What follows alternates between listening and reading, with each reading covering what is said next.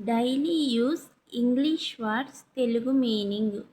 What happened ఏమైంది. Taste it రుచి చూడు. గివ్ మీ నాకు ఇవ్వు. వాట్ ఈస్ దిస్ ఇది ఏమిటి. షో మీ నాకు చూపించు. లిజన్ టు మీ నా మాట వినండి. దిస్ వన్ ఇది. దట్ వన్ అదే.